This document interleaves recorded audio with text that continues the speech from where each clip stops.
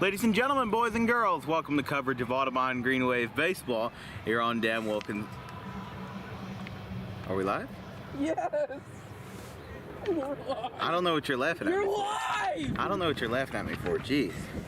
Good grief, we got a bunch of hooligans in the booth. Welcome to coverage of Audubon Green Wave Baseball here on Dan Wilkins Broadcasting. This afternoon we have the Sterling Silver Knights and the Audubon Green Wave. Sterling's going into this game 1-3 under the new head coach of Tad Kazanowski. However, the caveat is that Audubon, Sterling, they do have a win against a very formidable team in Haddon Heights. They won 9-2.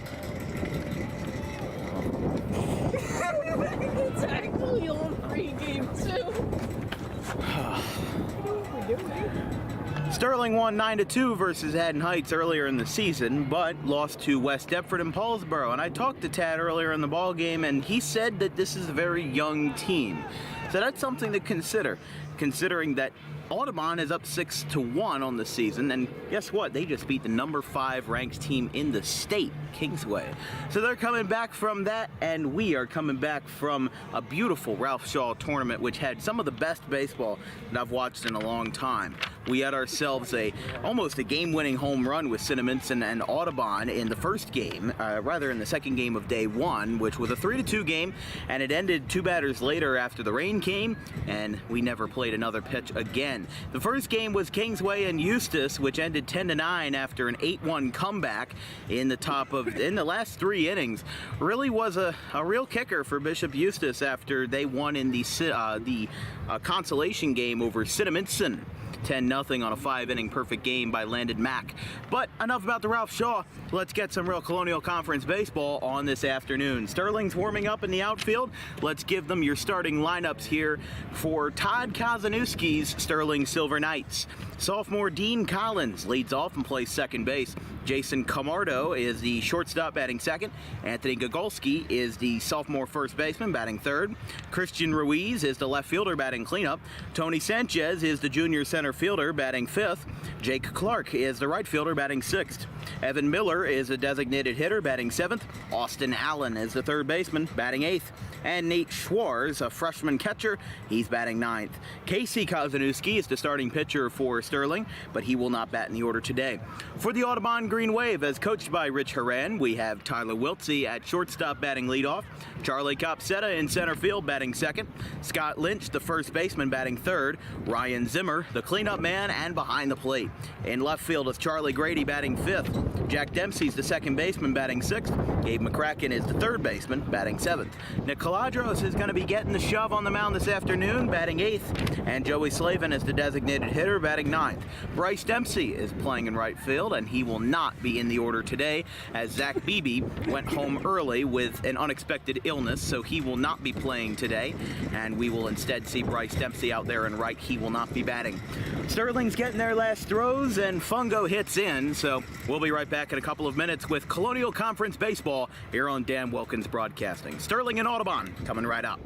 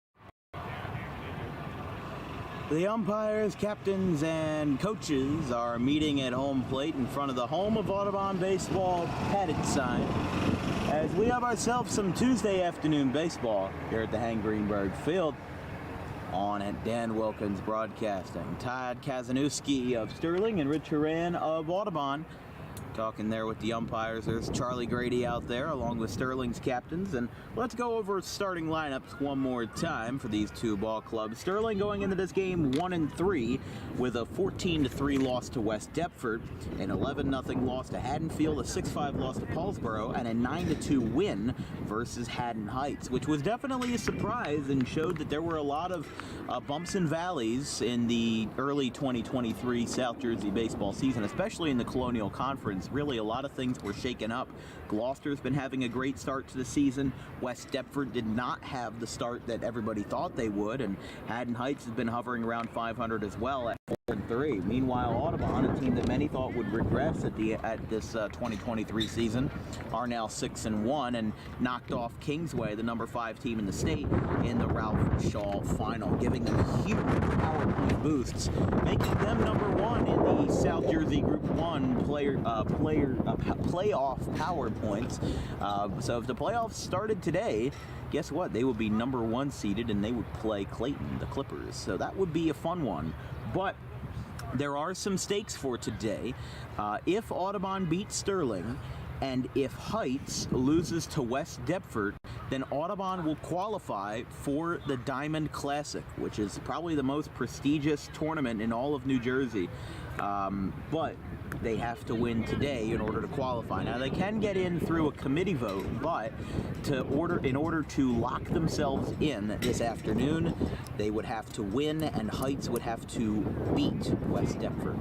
So, we have ourselves a good one. Nick Caladros getting the start for the Green Wave. They meet in the huddle, and they are about to take the field very shortly. So we have ourselves a great ball game. I'm your play-by-play commentator, Dan Wilkins, with my producer, Matt Wagner, and our graphics crew, Gavin Van Rel and Kevin. So, Green Wave is going to meet. They are going to break from their huddle shortly and take the field for another home game here in the April blooming months of the 2023 spring season. Hell's Bells by AC/DC playing again as the starting 9 break for the Green Wave and take their respective positions. Nick Caladros with a .55 ERA going into this afternoon. He has been hot. He's been on fire, on fuego this season in his sophomore campaign. After getting the opening day start and having another spectacular outing versus West Deptford, now he looks to do it again versus Sterling and the Silver Knights. Let's go over the starting lineups for the Silver Knights here on Dan Wilkins Broadcasting, as coached by Tad Kazanowski, the first-year head coach. It's Dean Collins batting leadoff and playing second base. Jason Camardo, the shortstop, batting second. First baseman Anthony Gogolski bats third. Christian Ruiz is the left fielder batting fourth. Tony Sanchez is the center fielder batting fifth. Jake Clark is in right. He bats sixth. Sophomore Evan Miller, he's the DH, batting seventh. Austin Allen is the third baseman, batting eighth. And freshman catcher Nate Schwartz is the number 9 hitter. Sophomore Casey Kazanowski with a 7 ERA and 2 earned runs in just a couple of innings pitched this year. He's not in the order, but he's the starter. And for the home side Green Wave, as coached by Rich Horan, the first 3 that we'll see will be Tyler Wiltsey at shortstop, Charlie Copsetta in center field, and Scott Lynch at first base. Ryan Zimmer is the catcher batting cleanup. Charlie Grady is the left fielder batting fifth. Jack Dempsey is the second baseman batting sixth. Gabe McCracken is the third baseman batting seventh. Nick Caladros is the pitcher batting eighth. And Joey Slavin is the designated hitter batting ninth. Bryce Dempsey is in right field for the Green Wave this afternoon, as Zach Beebe went home sick this morning with an unknown illness, so hopefully he's okay. But today, with no Beebe, Dempsey will be filling in for him in the right field corner. So let's get this party started at Hank Greenberg Field, as Nick Caladros meets with the Audubon infield, getting ready for another exciting day of Colonial Conference baseball. It'll be Caladros versus Dean Collins, batting 182, 2 for 11 this season with 1 RBI. Silver Knights and the Green Wave from the Hank Greenberg Field in between Walnut and Hampshire Avenues. The first pitch is a strike. Let's freaking go. Almost at the knees, and it's 0-1.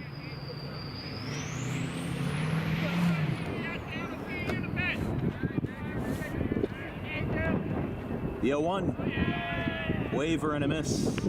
No balls, 2 strikes. There is a track meet that's going on behind us between the Silver Knights and the Green Wave, so this will be same procedure as before, where I'm probably going to get startled by the starters' guns quite a lot during this game. It happened yesterday too when we were in Woodstown for an EWB showcase. But the 1-2 pitch. There's a strikeout. Caladros with his first K of the afternoon, and this is going to bring up Jason Camardo.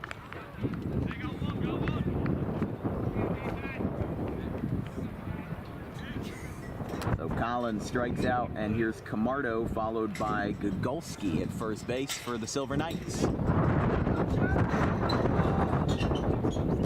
little bit of wind coming in. Looks like it feels like it's blowing out to right field, but I'm not exactly the most profound weatherman, so although the wind has an impact on this game as it's falling off the hat is falling off the head of Nick Caladros every couple of pitches, but they need a smaller hat for Nick, honestly. If it keeps falling off like that, it's 2-0. Oh boy. 2-0 pitch and a strike on the outside corner. 2 balls, 1 strike.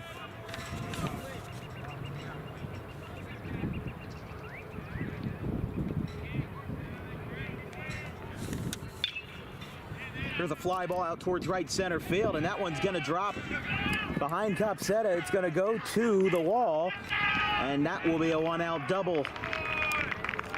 So Camardo gets aboard, and Caladros has allowed his first hit of the afternoon, 2 batters in.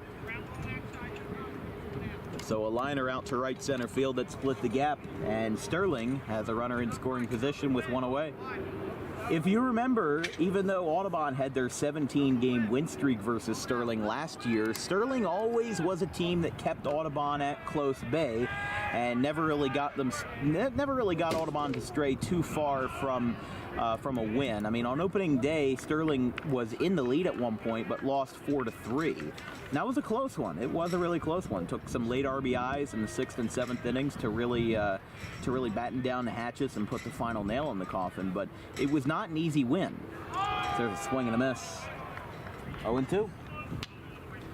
And don't forget also, in the game that Sterling played right here in Audubon last year, it was 5-1 when Audubon was regularly blowing out teams 10-0, 13-1, 11-0, and so forth. But my apologies, count as 1-2 to Gogolski. It's hard to see the scoreboard out here with the glare of the sun on such a clear day, and that one is no doubt about it, strike 3. And Caladros has lost his hat for at least the 3rd time this inning. He's got the same hat issue that I do, I gotta say, but the long hair is coming off in the next couple of weeks anyway, so you guys are gonna see a more professional aspect in my hair department. I think the Pantera era is over. Late swing by Ruiz, and it's 0-1. Christian Ruiz, the left fielder, 4th batter of the inning for the Silver Knights. Tyler Wiltsey, Charlie Copsetta, and Scott Lynch. The first 3 due up for the Green Wave in the bottom half of the 1st. Swing and miss. 0-2. 2 strikeouts for Caladros this inning, both on swings. We'll see if he can get another here and strand the Silver Knight on second base. Outside. Scooped up by Zimmer in the dirt, and it's going to be 1-2. Caladros on the mound, Zimmer behind the plate. Infield goes Lynch at first, Dempsey at second, Wiltsey at short, and Gabe McCracken at third. And 1-2. That's a swing and a miss. Caladros strikes out 3, but allows a double, and he goes no further on the base paths. We go to the bottom of the 1st. Green Wave get their first chance to hit. 0-0.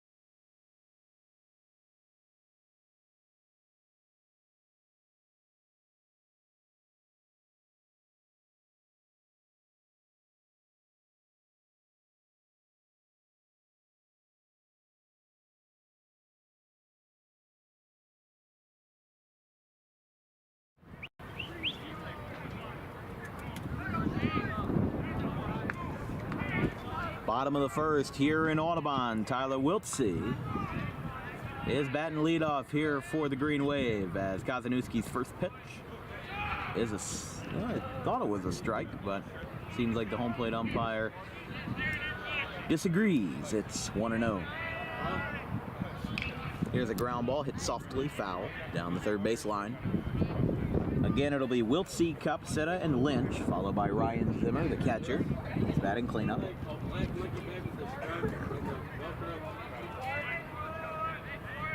It's a blue hydroplane. Here's a line drive over the head of the shortstop into left field.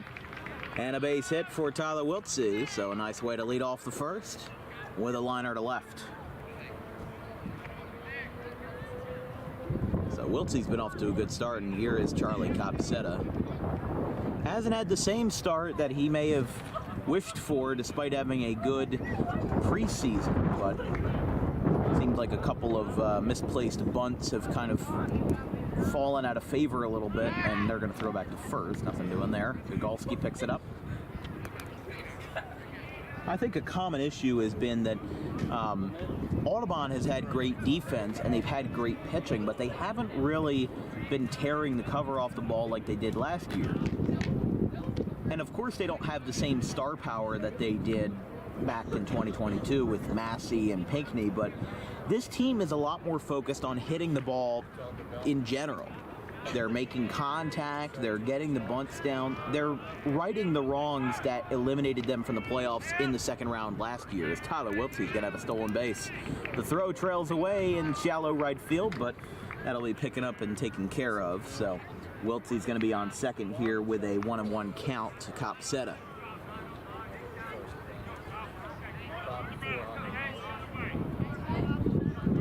I mean, if you look at the Woodstown Audubon game, it was very clear as to what were the key factors that kind of eliminated Audubon 4-3 in that second round game. Woodstown was very good at bunting, and Audubon wasn't good at defending it. So in around the middle innings, they did their level best to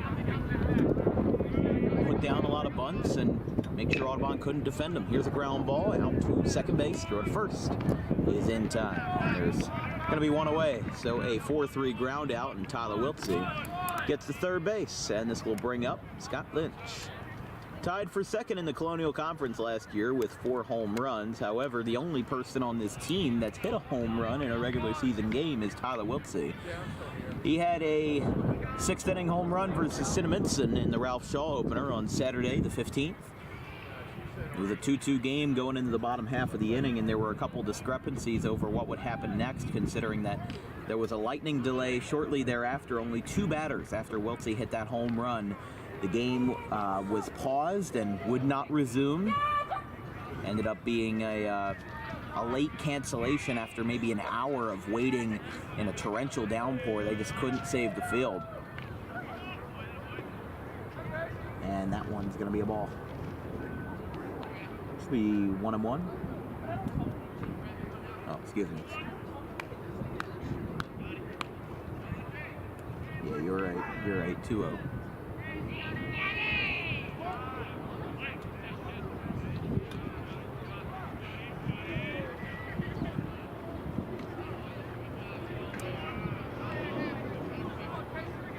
No, the umpire just said 2-1, so yeah, that I could hear. I didn't see him call strike at all. Must have been on the first pitch then. The 2-1.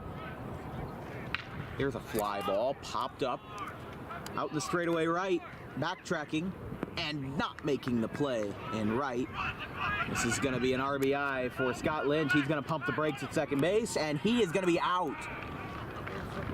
So a base running blunder by Scott Lynch drives in the run, but also knocks him out at second base. So Sterling's misfortune also turns into a misfortune for Audubon as well. It's 1-0 with the bases empty for Ryan Zimmer. I don't know how in the world you're going to score that. I guess E9, single E9, and then out advancing. Trust me, it's hard keeping score in these games. I actually had to run home at maybe 3:10 because I realized that my scorecard, which only has 20 games of pages, 20 games worth of pages in it, had all run yesterday. There's a ground ball foul down the third base line. That one's going to roll towards some folks in lawn chairs. But yeah, I had to run home, and I realized I had a second one that I bought in the off season because I had never really I didn't score games last year. I didn't score any games at all last year, and I did the first time that I had actually scored a game, ironically enough, was in the National League Division Series, Game 4 versus the Braves. Fly ball to center field, and that's over the head, and it's a ground rule double. So that one skipped over the head of Sanchez in center, and it will go out to Adam Kramer on the track. That's 2 missed catches in the first inning. That'll be an E9 and an E8. There's going to be a pinch runner at second base, and it's going to be Trent Bantle. It's very interesting being able to watch both sports. Yes, you have the view of being able to watch both sports at the same time. Yes. The pole vault. And Oh, the pole vault? I just watched like 3 people in a row epically fail at getting over the ball. It is interesting, you know, especially considering that Audubon's baseball dimensions are kind of augmented a little bit by the track out there, because the track is on an angle. I'll tell you what, I'd be worried as a track runner, like somebody hitting a home run. Or Zimmer hitting a ground rule double. Yeah, that too. It hits me while I'm running. While you're running at full speed, yeah. What are the chances of that? As a runner, running and the ball gets hit and it hits you while you're in the middle of a track run. Right. No, it's a legitimate concern to have, yeah. So here is Charlie Grady. It's an 0-1 count, 2 down, and a runner on second. Swing and a miss. Audubon got their first run on a RBI single E9, I guess, by Scott Lynch, but then he overran second base and was kind of leveled going back to the bag, and he was tagged out. And then a ground rule double by Ryan Zimmer. You have to imagine the sun, where it's positioned, is not helping. Here's a shallow fly ball left center field, and that one goes right through the glove. Oh, you missed that one too? And that will score a run, and now going to second base is Charlie Grady. That's 3 errors in the first inning for Sterling on balls hit to the outfield. So I thought he caught that up. no, it was dropped in right by Clark. 3 errors in the outfield. 3 errors and 2 runs for the Green Wave, and this is definitely going to be a handful to score in the scorecard. And it's 2-0 Audubon. It's going to be an interesting looking score. I mean, it's definitely different from the discrepancies that we had yesterday. We had a DWB showcase in Woodstown at Lee Ware Field between the Overbrook Rams and the Woodstown Wolverines. And in the bottom of the second, there was a fly ball hit to left that was very obviously fair. As, by the way, here's Jack Dempsey, 6th batter of the inning and 2 down in the bottom of the first. The first pitch. That one's in the dirt, and Charlie Grady's going to third. And he's in there without a contest. So, yeah, but there was a fly ball hit to left, and you can actually see it on the footage. It's very obviously fair, but the umpires call it foul, and the batter's got to go back. And then another pitch later, he hits another fly ball to left. It looks like it's a fair ball, but the umpire calls it foul. And then later in the at-bat, he walks, and then the home plate umpire and the second base umpire meet, and they realize, well, the home plate umpire's got the wrong count. So it goes back to 3-2, and the batter swings and misses. So that one's in the dirt. 2-0 to Dempsey, but I literally put it in the scorecard as a question mark because because it was 2 home runs, a walk, and a strikeout in the same at bat, and I had never seen anything that odd before in my baseball days. Maybe in like rec ball or little league, but I've never seen that in a high school game between 2 decent teams. Overbrook, you know, being around a 500 ball club, and then Woodstown being 6-1, coming off of their state title. It was a good game to watch, but it was just so long. I mean, it was almost a 3-hour game for a full 7 innings, which is not the norm in high school. It's usually the exception. There's a strike. With the short number of innings and also with 5-inning mercy rules, I mean, it's probably expected that games usually go like maybe 2.5 hours, not 3 hours and 8 minutes like we had yesterday. That one's going to be a walk for Jack Dempsey. I still have to catch up on my scorecard. But 6 batters in the inning for Audubon. 2 have scored, and with 2 outs, we have ourselves Gabe McCracken at the dish. Versus Kozanowski. Runners on the corners with 2 down.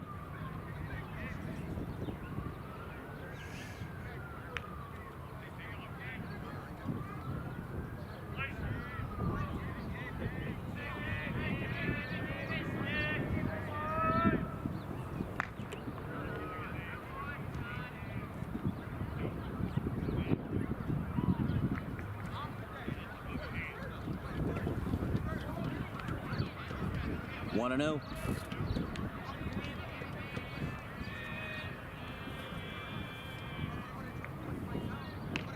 There's a strike.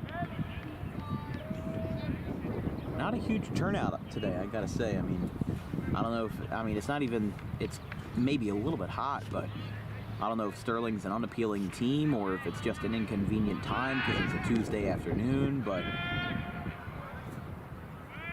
I don't know. I do not know. 1-1.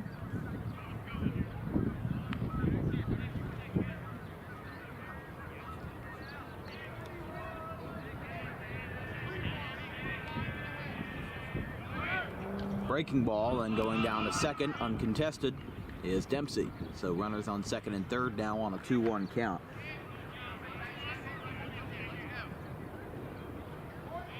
Sterling last year, a very young team. 3-18, was one of the few teams that played a full season in the Colonial Conference that missed the playoffs. Let's hear the rocket to left. And that is caught in left by Sanchez, or rather by Ruiz, and the inning is over. So a liner by Dempsey, but rather by McCracken, but it does not go anywhere. We go to the top of the second inning, 2-0 Green Wave.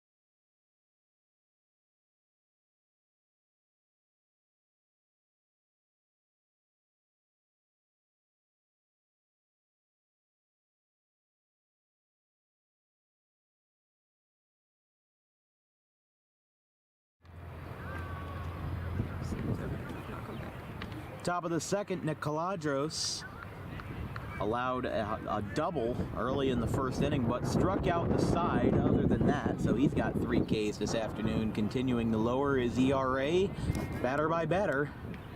And the first one in the top of the second after 7 men came to the plate for the Green Wave. Tony Sanchez will be the first to hit for the Silver Knights. And there's a swing and a miss on a breaking ball, 0-1. That'll be 8-9-1 for the Green Wave in the bottom half of the second. There's another waiver, and it's 0-2.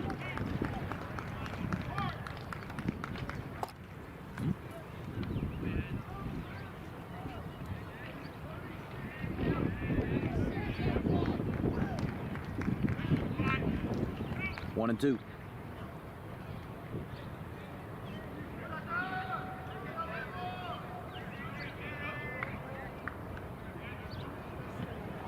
In the dirt, 2-2. Sanchez this year batting a flat 200 with 2 runs scored and an on-base percentage of .385. Seems like the breakout hitters this year have been Camardo, Gogolski, and Ruiz, batting 2, 3, and 4 in the order respectively for the Silver Knights. Both have, all 3 have batting averages over 300. The only other one in the order that's had decent playing time with an average that high is the sophomore Evan Miller. As here's a tapper back to the mound. Caladros flips it himself to first. One away. And this will bring up the sixth man in the order, Jake Clark. A rough inning for Sterling on the defensive side of the ball. 3 errors in the first. Technically, by the letter of the law, the scorebook reads that you have to touch the ball in order for it to be an error. So technically that ground rule double by Ryan Zimmer is nothing more than a ground rule double. It wouldn't be an E8 in terms of the conventional way of scoring, because it would have, like a traditional error would have been the E9 by Clark in the top half of the first, with the ball hitting his glove and just dropping straight out. And that's why you see sometimes on screen the scorer's decision. And by the way, the count is 2-1 to Clark. That's why you see sometimes the scorer's decision, because it's a discretion call. Unless it's very obviously a single or a double, triple home run, walk, hit by pitch, whatever, or a strikeout, ground out, fly out, whatever. If it's something that has a little bit of ambiguity to it, it can get lost in translation, and it can vary from scorer to scorer. I know some I've seen in the major leagues that are very lenient with errors, and there's some that are very strict with errors. I've always been a kind of guy that even at the high school level, or even below that, I've been strict with errors. There's a swing and a miss. 4 Ks for Caladros as he continues to set down the Silver Knights in order, as there's 2 down. This will bring up Evan Miller, the DH for the Silver Knights this afternoon.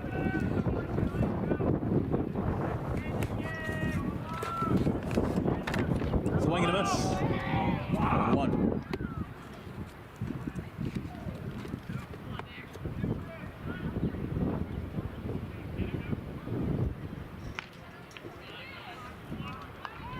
1-1. Busy week for Dan Wilkins Broadcasting. Tomorrow we have a feature game in Blackwood between the Timber Creek Chargers and the Highland Tartans.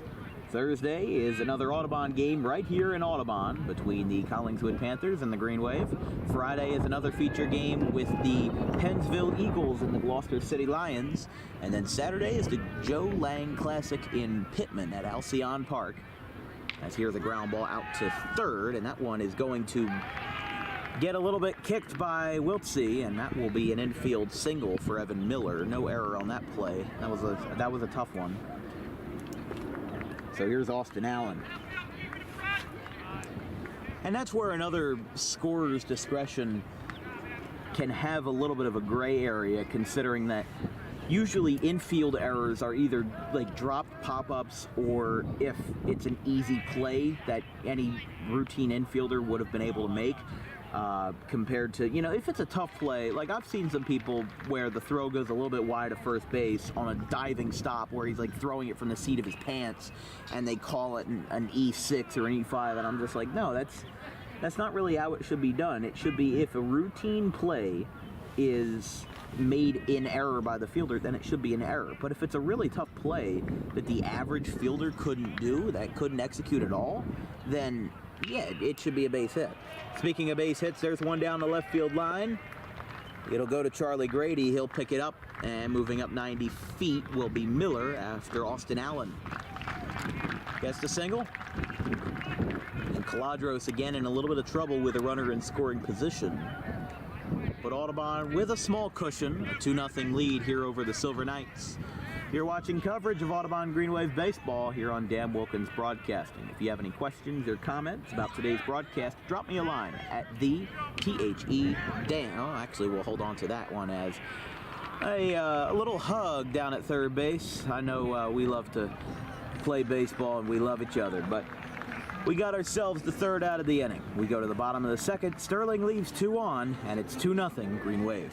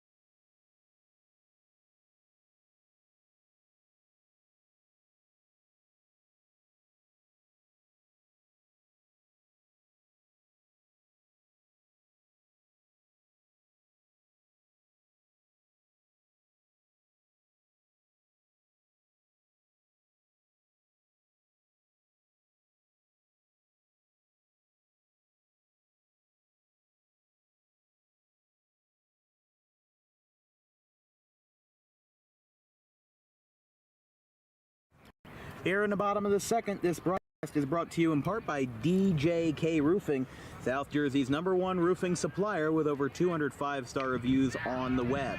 As here's a pop-up out towards center field, and that will fall for a base hit. So Caladros is aboard on the first pitch, and we've got a runner on for Joey Slavin. This broadcast is brought to you in part by DJK Roofing, South Jersey's #1 roofing supplier with over 200 5-star reviews on the web. Get a free quote today by calling Carmine Rampolla at 856-778-3900. Again, that's 856-778-3900. Here's Joey Slavin. He's had a good start to his varsity career, having a couple multi-hit games, and now he's got himself a runner on first with nobody out here for the Green Wave. After the single to center by Caladros.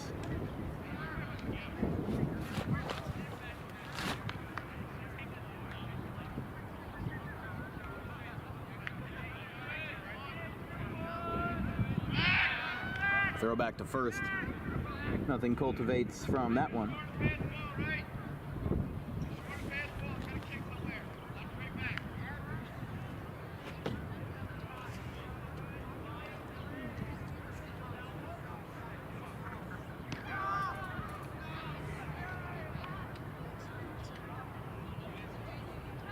That one's the ball. Audubon started their season with a 4-0 start for the first time since 2019 when they had an 8-game win streak, but that was also a bit negated by a streak where they lost 6 of their next 7, with a win kind of breaking that up in the middle. But 2 balls, no strikes to Joey Slavin. There's the ball, 3-0. Joey Slavin, the junior outfielder, 4 for 14 this year.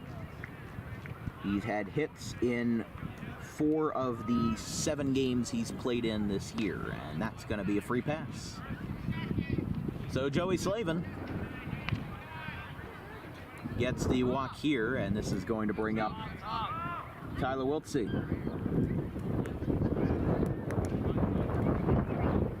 So Caladros moves up to second base, or no, that's Jason Stocklin down there. So Stocklin is the pinch runner.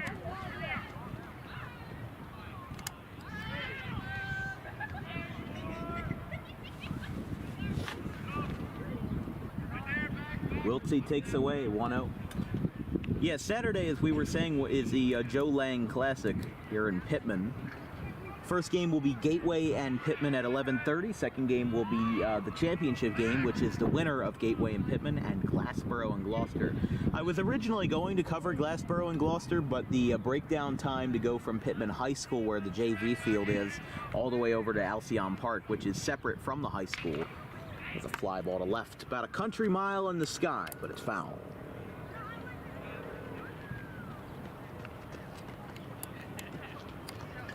That's 1-1. So we're just going to stay parked at Alcyon Park for those 2 games. Wiltsey sends a breaking ball out to third, and it's a foul ball out towards Coach Knoll, who fires a strike to Kozanowski, but hey, whatever works, works. It's 1-2. Up next will be Charlie Copsetta, who's 0 for 1 with a ground out, which was the first out of the inning in the first. And the pitch is sent out to right. Clark has a little bit of trouble seeing it, and he makes the catch. Hanging on to that baseball and making sure everyone is held at bay, and there's one away.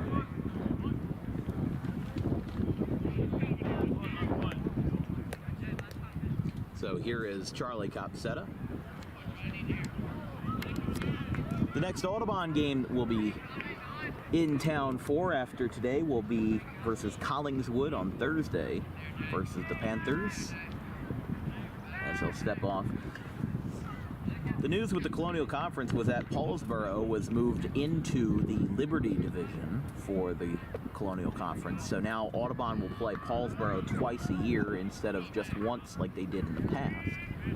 Strike on the inside corner, 0-1. So Audubon plays Paulsboro in Paulsboro on May 9th. And where Audubon played Collingswood twice last year, they only played them once in 2023. And that is on Thursday. Although I did enjoy going to Knight Park. I did enjoy going there and seeing the beautiful scenery around there. And we also did the soccer game there in the fall at the same location. But we still went through the early woes of being a young broadcasting company when we showed up to Collingswood High School and it's like, well, where's the baseball field? Nope, it's across the street. The 1-2. We still got the broadcast started on time, so no worries there. Outside, 2-2. We made that mistake last year with West Deptford as well because we were so new to the South Jersey baseball scene that we didn't even really know where we were going, and we didn't have the competence to look up the address of the baseball field. We just put in a Google Maps marker for the high school and kind of left it there.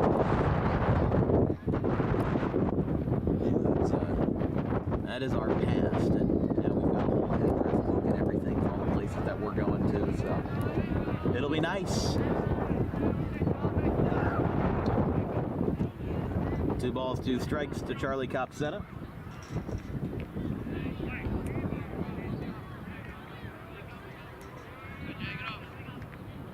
Swing and a miss. Kazanowski with his first strikeout of the afternoon, and this will bring up Scott Lynch.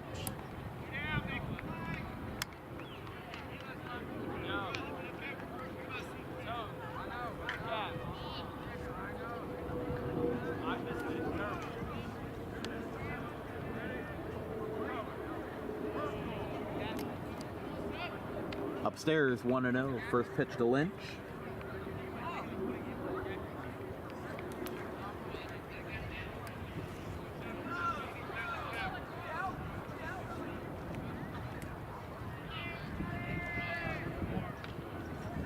Fouled back. 1-1. Lynch is going to be 10 for 21 this year, having a hot start. 476 average. No homers, though, considering he had 4 last year. 39 hits as a member of the Green Wave going into today. Although his first base hit / error, whatever you want to call that, technically brought him to number 40. I mean, you look at some guys last year for Haddon Heights who made it all the way to the Group 2 final. They had themselves one heck of a year with some guys having over 100 at-bats and Caden Bodine having 51 hits in a single season. I mean, that was just unfathomable to me. Definitely wasn't normal, a long time ago to have 50 hits in a single season, but I mean, Audubon's got their 100 hit club banner. Let's see, does it pop up? They've got that up in the gym. Oh, wow. And that is dropped by the freshman catcher Schwartz, making that 4 errors on the day for Sterling. But if he can get Scott out, then Sterling will get out of the inning really untouched and holding on to just a 2-run deficit. Like I said, this is a very young team, and I talked to Tad Kazanowski, and he admits that this is a very young team. And here's a line drive into center field, base hit. Going over to get it is Sanchez, and a run will score. Stockland crossing the plate, and it's 3-0 Audubon. So Audubon extends their lead by another run, pushing the token a little bit, and this is going to bring up Ryan Zimmer.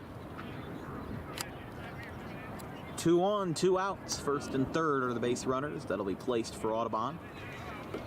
Scott Lynch on first, Joey Slavin on third. And it was Stockland that came around to score on that RBI single.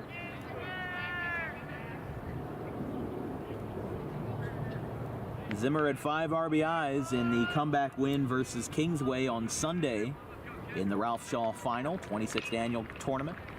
A foul ball out towards the right side. And that one is onto Walnut Street.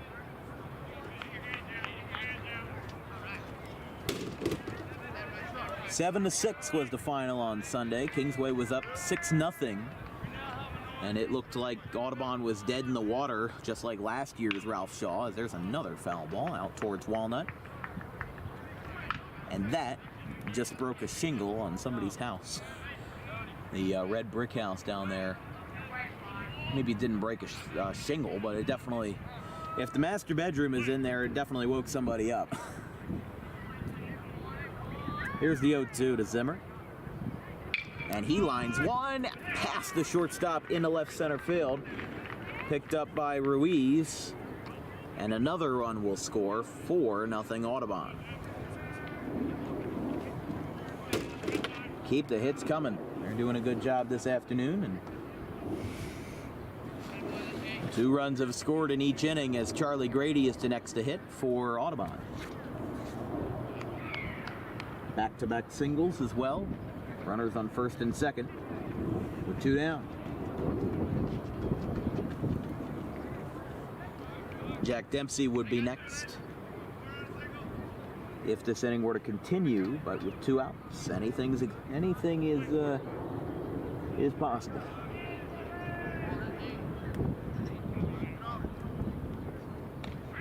There's a strike. 0-1.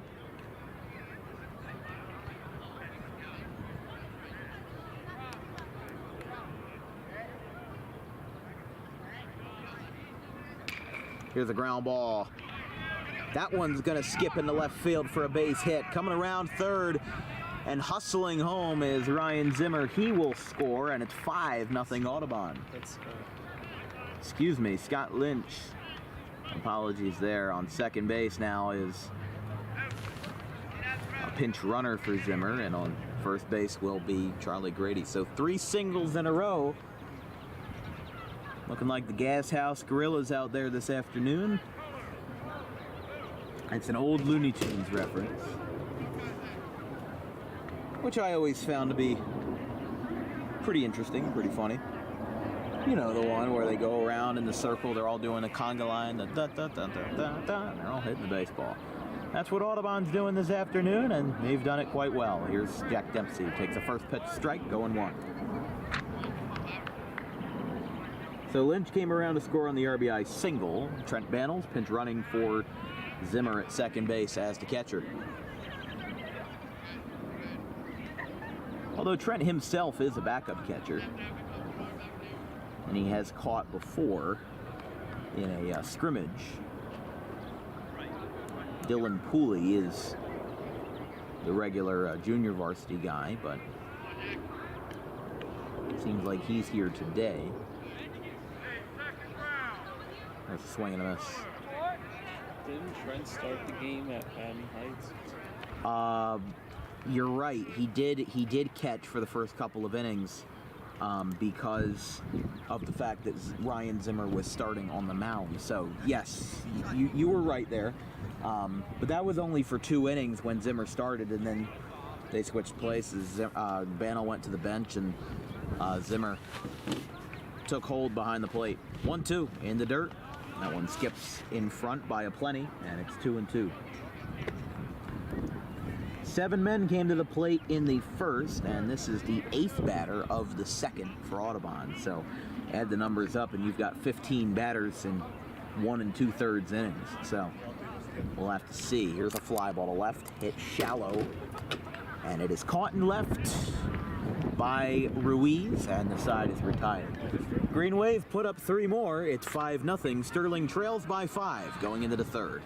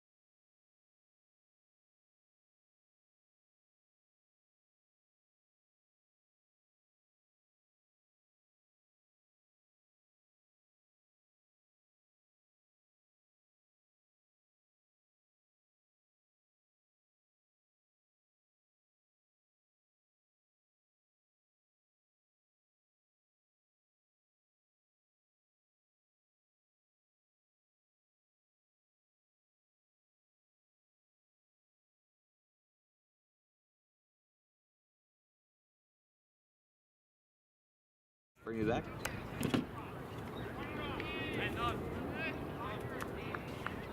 Top of the third, and Caladro's touching up on the rosin a little bit and getting himself in a groove versus the Sterling Silver Knights.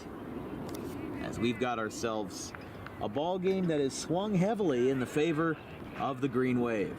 We have ourselves leading off the top of the third. If I can actually flip my page, that would be the leadoff man for the Silver Knights, Dean Collins. He struck out his first time up. Here's a soft grounder to third and foul. 0-2. Again, Caladros went into this game with a 0.55 ERA with two excellent starts versus Paulsboro and West Deptford, and then also some exceptional relief work versus Kingsway. So he's really put himself in a groove and on a path to success as a sophomore. As the 0-2. Outside 1-2. Caladros was a member of the soccer team, but decided to step away to focus full-time on baseball, and seems like that commitment has really worked out for Caladros in the long run. As here's a little looper out towards left center field and off the glove of Wiltsey. A really tough play, and Charlie Capsetta will get there to save face, and a single for Collins. This will bring up Camardo. He had a double in the first, but didn't get any further.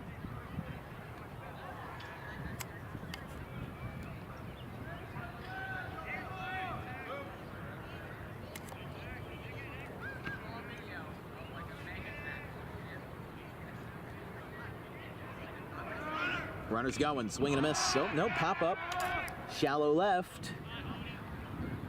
And Wiltsey's got that one at short. I could not see where the ball was because of the sun, so my apologies on that regard. But that's a pop out to the shortstop, a P6 on the card, and that will bring up Anthony Kugolski. He was the starting first baseman who was batting in the middle of the order on opening day last year as a freshman. So this guy's definitely got nowhere to go but up, considering that, you know, he's been a staple of this Silver Knights team for so long, ever since the get-go. I mean, when you're starting in the middle of the order as a freshman on opening day, I mean, that's one of the highest honors that a head coach can bestow you that isn't a physical reward. It's 1-0 to Gogolski, the first baseman for the Silver Knights. Here's a fly ball, or a ground ball out to short, throw to first. He's in time, and again, the sun got in the way of me being able to see the ball. My goodness. Did you see Tyler double play? Yeah, 6-3 double play. Wiltsey doing the heavy lifting. We go to the bottom of the third, 5-0 Green Wave. All right.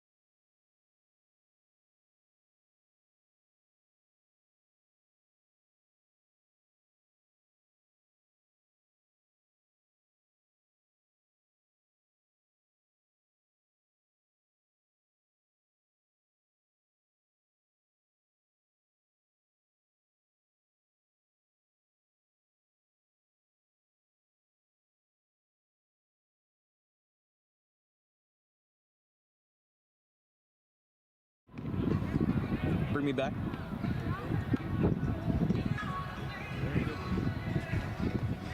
Bottom of the third inning, as Kazanowski still working through a bit of a jam here. There's Rich Horan in the chair of the king. in Audubon here. As first batter in the bottom of the third for the Green Wave will be Gabe McCracken. 8 men came to the plate in the bottom of the second. 3 runs came around to score.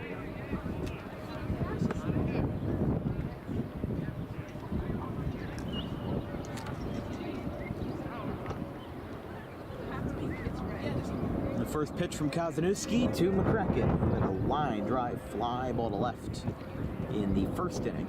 And that one is away, 1-0.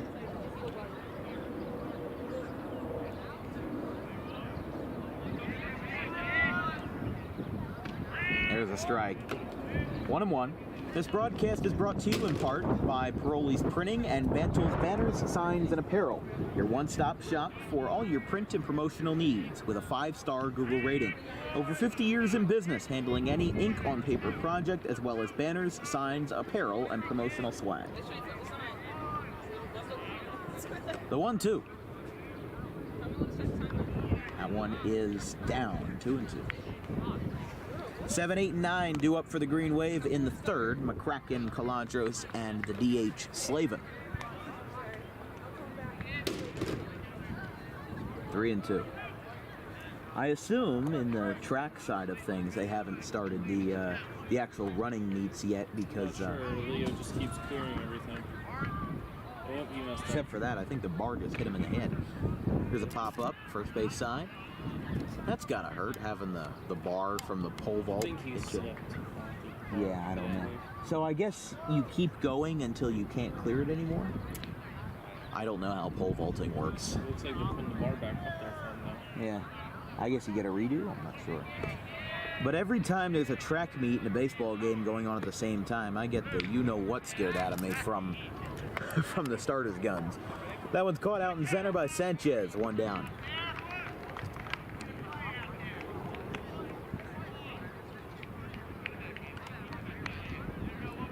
And here's Caladros.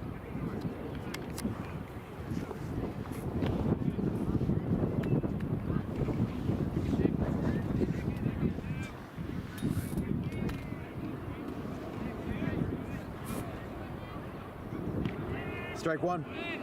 Nick Caladros.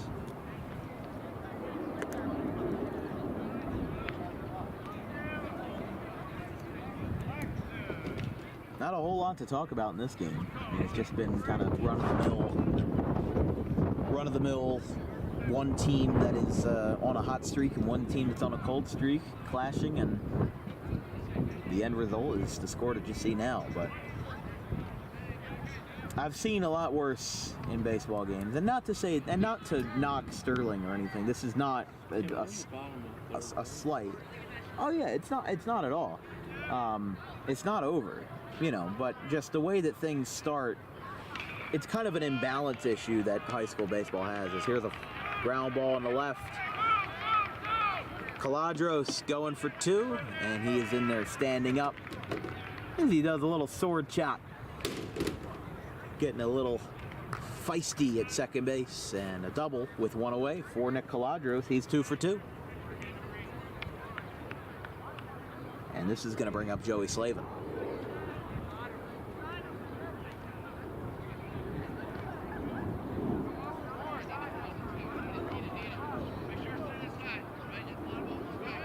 Jason Stockland running for the pitcher Caladros at second base, and here's Joey Slavin. He walked and came around to score his first time. There's a strike 1. No balls, 1 strike to Slavin. 5-0 Green Wave as they've jumped out to an early lead over the Silver Knights here in the third. 2 in the first, 3 in the second, and that will be a foul ball off the screen. Nice play there by Tyler Wiltsey to get the rebound off the screen. Should be on the basketball team. Apparently he's going to try to play basketball. At least he expressed interest in it, but I think he played more in his youth days. And there's a strike. 1-2.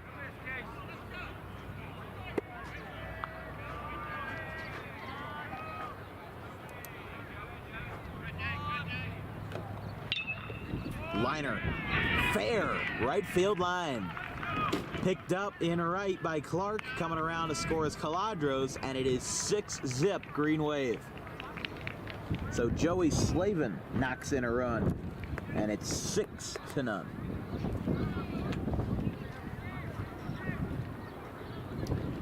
So this will bring up Tyler Wiltsey.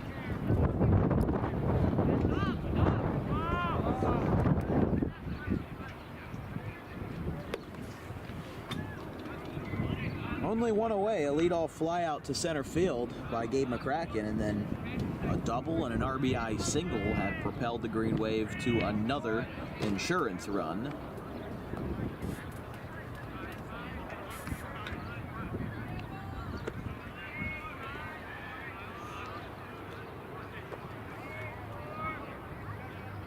That's a plunker. Hit him right in the lower back, and he will go to first base with a free pass. A painful free pass, but it's still free nonetheless. He's already been up 3 times in 3 innings. Got a single to lead off the ball game. What, do you think he warned him or something? I don't know. I mean, I was looking down at my scorecard. I didn't see the umpire make any signal. Oh, I have no idea. That is beyond my knowledge. I still don't understand all of the, when I'm watching football in the fall, I still have a hard time understanding all of the referee signals.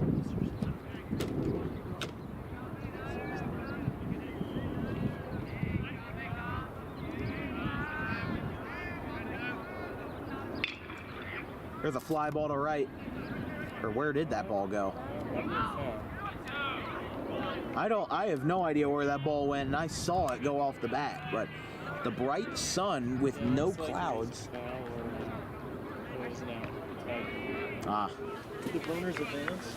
Yeah, runners on second and third. My sincere apologies. It is hard to see out here in the sun, so I'm doing the best that I can, but again, sincere apologies. Here's Scott Lynch. Runners on second and third, 2 down. And he takes in the dirt. So Slavin on third, Wiltsey on second.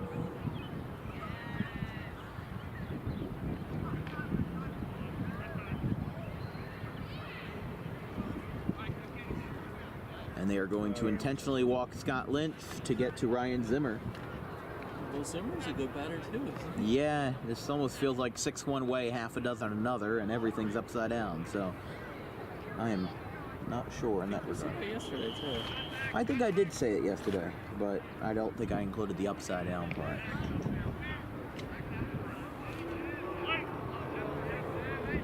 First pitch to Zimmer.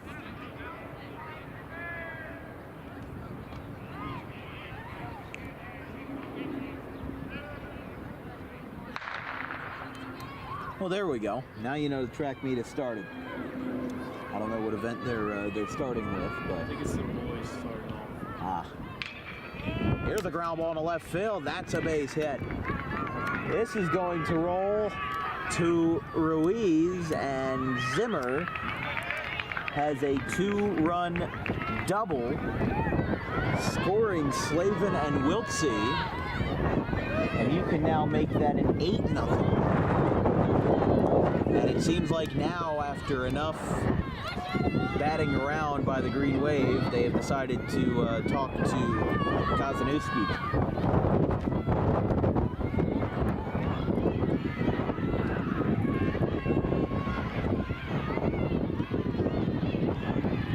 So Lynch is at third. Wiltsey came around to score on that RBI double.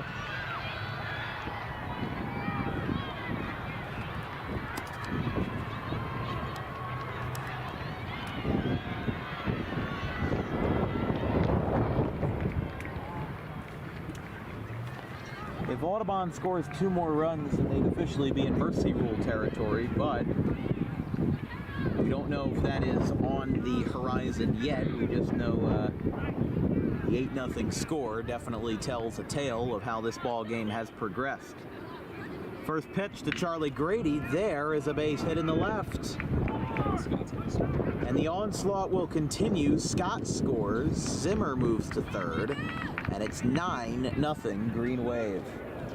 Man. It's a good game offensively for Audubon. It's only the bottom of the third. Well, I've seen much worse, and I think that in terms of lopsided games, but you never really want to see a 10-0 game in the third inning. It really kind of puts a wind in your, really puts a hole in your sails if you're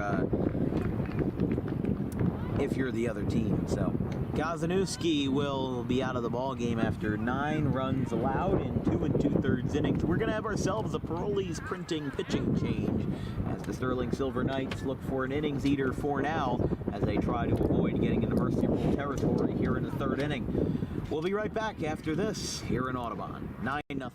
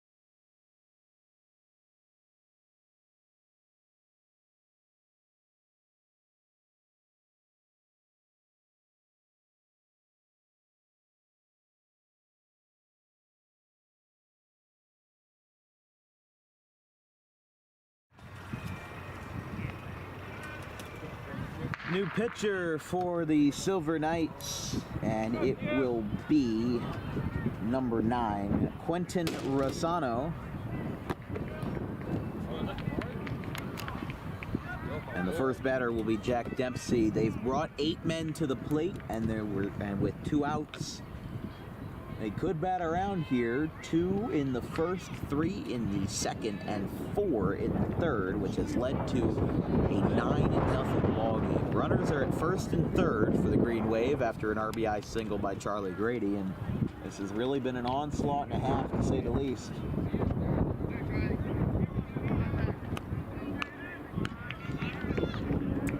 There's really nothing else to say. I mean, I don't like baseball like this because it's not fair that there's just such an imbalance in high school sports where there's some teams that are really good and there's some teams that just do not stand a chance. And Sterling has good potential, and I think that as a young team they will straighten out all the kinks eventually.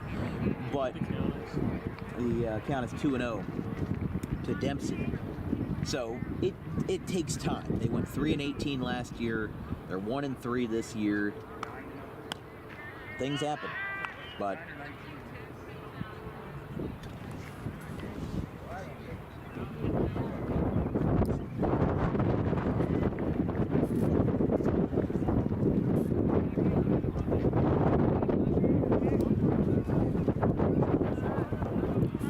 going to the backstop, and Charlie Grady's going to go to second base. Don't forget, fans, this Sunday, Audubon will be in Mainland, down in Linwood, down the shore, for the Coaches versus Cancer tournament. I believe so. I will at least be there. I don't know what my role will be, but I've been told by some folks at BFA Sports that I'll be given at least an opportunity. I was given a text maybe an hour ago, but I haven't fully read it yet, so I will keep you folks updated with what's going on. But the Green Wave will be playing the Spotswood Chargers up in North Jersey, up near New Brunswick where they are. And then the weekend after that, on the 29th, Green Wave will be playing the St. Joseph's Hamilton Wildcats. That's the first game on Saturday. So Dempsey with a walk, and the bases are loaded for Gabe McCracken, who led off this inning with a fly out to straightaway center field. That is outside.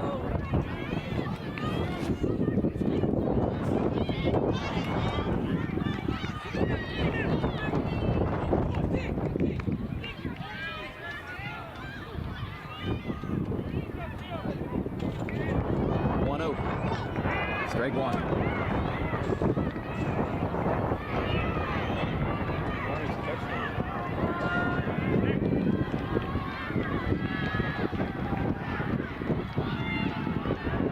No one. That's away. 1-1. I would imagine some of the crowd noise from the track meet is getting picked up on our mics, and it makes it sound like everybody's going wild over this baseball game. But that couldn't be more quieter on this side. There's a strike, 1 and 2.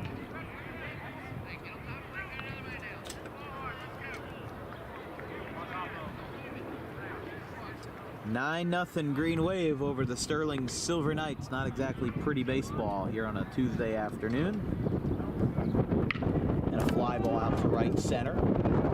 Playable for Clark. He makes the play. McCracken starts the inning and ends the inning with 2 respective flyouts. So the Green Wave bring up 9 men to the plate and score 4. We go to the top of the 4th. 9-0.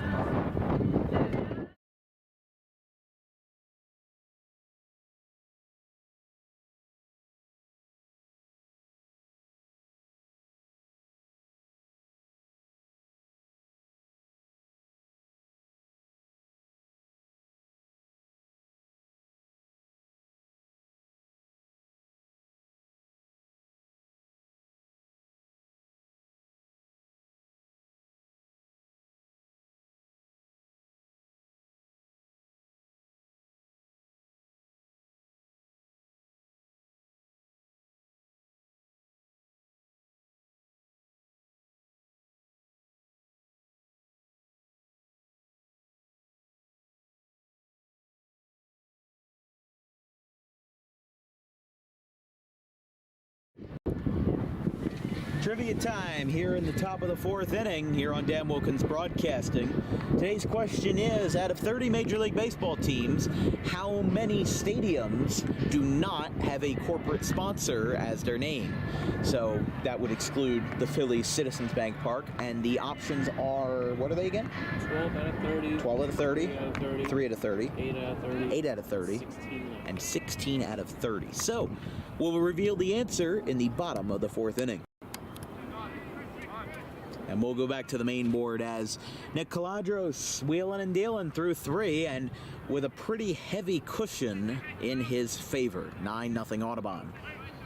As 9 men came to the plate.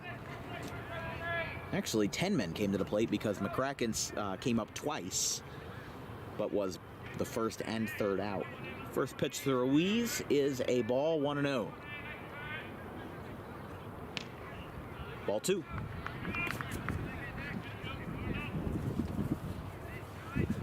I think that question will trip people up a little bit, considering that there have been some name changes in stadiums and what may have used to, what used to be a stadium without a corporate sponsor, now has one, like Miami. That's going to be ball 4. So Ruiz with a leadoff walk. And here's Tony Sanchez. I actually heard the news recently that the Cleveland Browns are renaming their stadium. They used to be First Energy Field, and now they're just being known as the Cleveland Browns Stadium, which is what it used to be called back in the day, back in the 80s and 90s, before Cleveland, kind of had their mediocrity years with Tim Couch and everybody like that. Now that they actually have a decent team. Dare I say Cleveland a decent team in the same sentence, but it's 1-1. And I actually respect that the Browns made the move to ditch the corporate sponsor, gimmick in their stadium name. And of course, Cleveland Browns Stadium is a bit of a generic name, because sometimes, like, a lot of college stadiums are named after famous people, notable people that maybe helped build the organization. There's a swing and a miss. Count is 2-2 to Sanchez.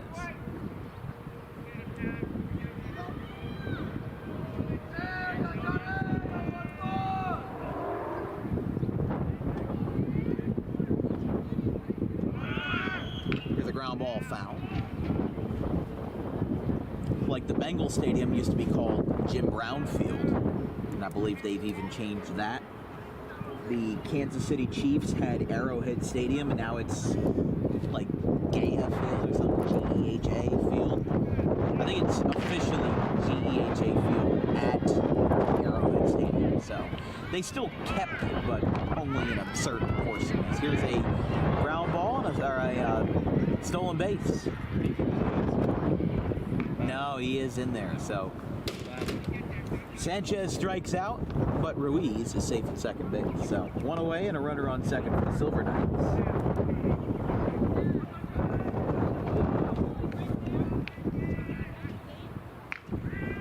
First pitch is a strike to Clark.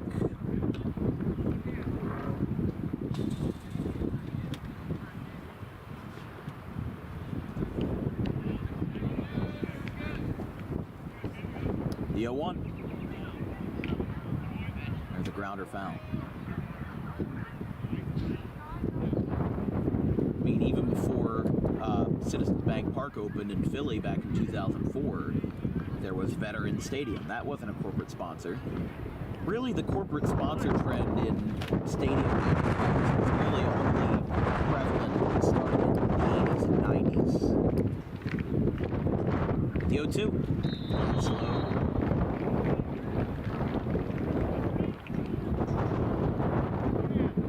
Like, the Braves had Turner Field from 1997 to 2016. That was named after the Turner that founded TNT, or the Turner Network Television. As there is a strikeout to Clark, and there's two away. Caladros with 4, 5, 6 strikeouts, a half dozen for Nick this afternoon, and this is going to bring up Evan Miller. You had Riverfront Stadium for the Reds, because it was right next to the Ohio River that separated Ohio and Kentucky. And their new ballpark, Great American Ballpark, which is a corporate sponsor, by the way. That is Great American Bank that sponsors the ballpark. As here is a little floater out to second, and it will go into right field, a base hit. Dempsey's going to line up a throw. Coming down to the plate, it's cut off, and it's 9-1. Sterling salvages the run.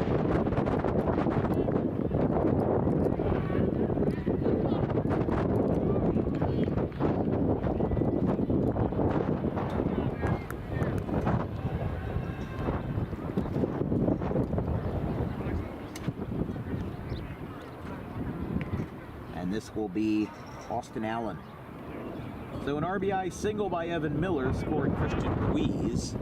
And this is going to bring up Allen, the third baseman, followed by Schwartz, the catcher. Breaking ball is a strike. 0-1. Sounds like the word around town is that Zimmer will get the start on Thursday versus Collingswood. Although that's also been a bit up in the air. Lynch may also get the start. And Lynch, look at Caladros. His hat flew off and went halfway down the first base line. They really have to get him either a smaller hat or he's got to get a haircut. We're going to have to George Steinbrenner, New York Yankees, this joint. Here's a fly ball. Popped way up right center field. Dempsey is there, and the side is retired. Sterling gets a run back, but they still trail by 8.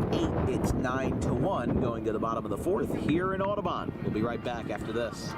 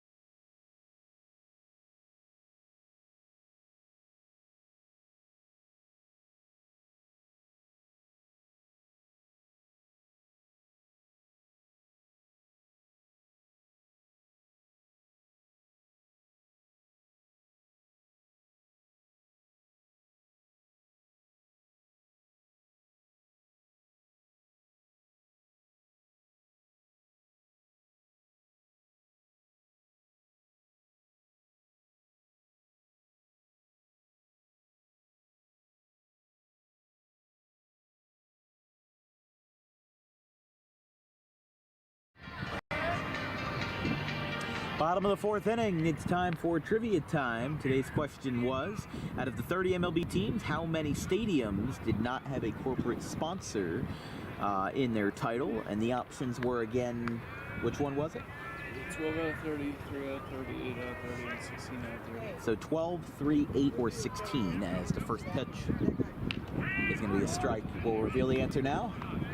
And it will be 8 out of 30. So we'll go back to the main board as, yeah, that's what we were just talking about in the top half of the inning. 8 stadiums out of the 30 do not have a corporate sponsor in their title. That would be Oriole Park at Camden Yards, Fenway Park, Yankee Stadium, Kauffman Stadium, which is named after a former owner of the Kansas City Royals. That was opened in 1973. There's Angel Stadium. There's Nationals Park. There is, what is the other one I'm missing? Wrigley Field and Dodger Stadium. Now, the Marlins used to not have a corporate sponsor, as in Marlins Park, which was from 2012 to 2021. It was recently renamed to Lone Depot Park. There's a foul ball. And also, like I said, the discrepancy about Cincinnati, where people thought that Great American was just like a general term, you know, like Band-Aid or something like that, or Kleenex. But no, it was, it's actually like a bank out that, you know, that runs in the Midwest. Here's the ground ball, slowly hit and booted. And Caladros is going to be safe. So this is going to bring up Joey Slavin with a runner on first. Remember, in the bottom of the fourth, Green Wave need 2 runs to make this thing Mercy Rule territory. However, they need to wait another half inning before that would go into effect. Jason Stocklin is running in first.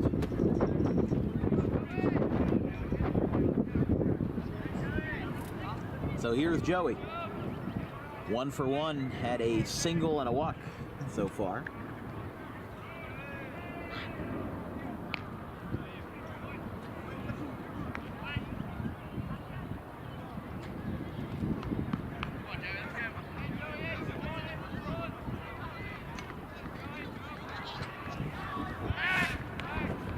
Throw back to first. Stocklin dives in, but nothing doing there.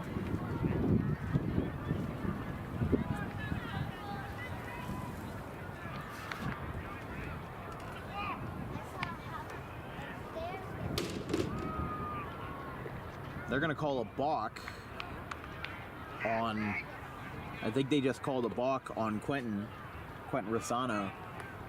So now Stocklin moves down to second base. It should be 1-0 because that pitch wouldn't have counted if it was a balk. There's a fly ball, hit out to center field. Oh, it's over the head of Sanchez. Stocklin is going to hold up at third, and it's a double for Joey Slavin.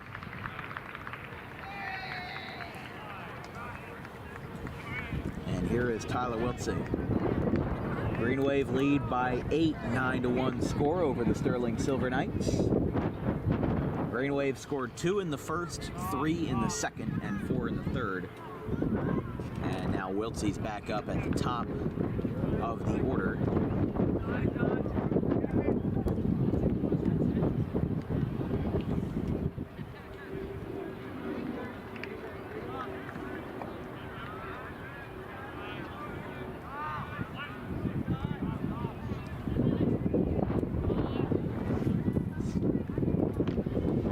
High and away, 1-0 to Wiltsey.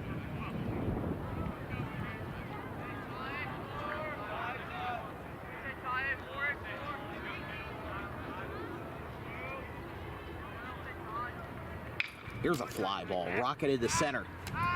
Sanchez can't get there, it will bang off the wall. He's gonna pick this one up.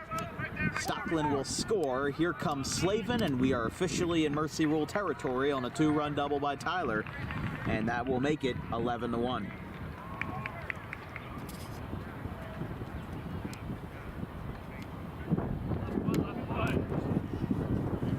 So here is Charlie Copsetta. And the unfortunate truth is that there's still nobody out. So, and they have to deal with the middle of the order still for the Green Wave. So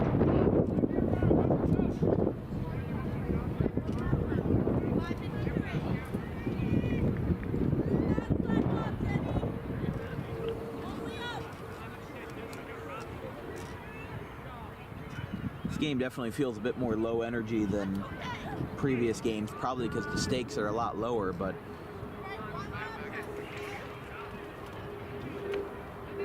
Haddon Heights Baseball Twitter is running a live feed of, they're live tweeting the game, so I will check up on the score and see what the situation is over there. Phillies are winning over the White Sox 5-4 in the 4th inning, so that's fun. Oh, the game is at 6 p.m., so it's 2-0 to Copsetta. So Heights in West Deptford doesn't start until 6, so we'll have to wait a little while for an update on if Audubon will be locked into the Diamond Classic. There's a swing and a miss, 2-1.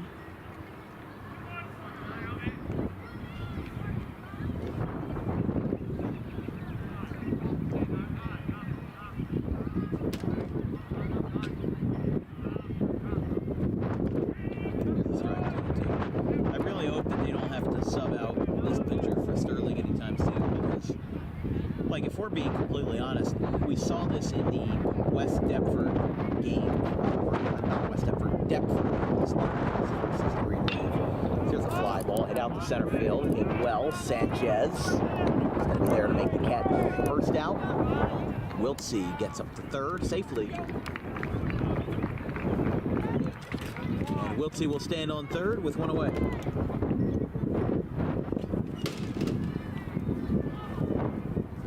Bring up Scott Lynch.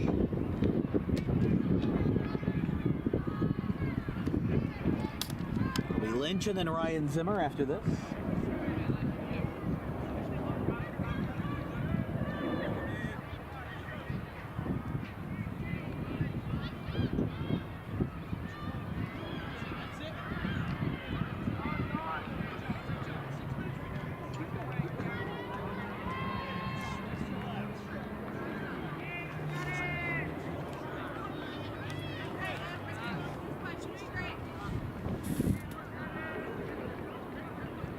One-0 to Scotland.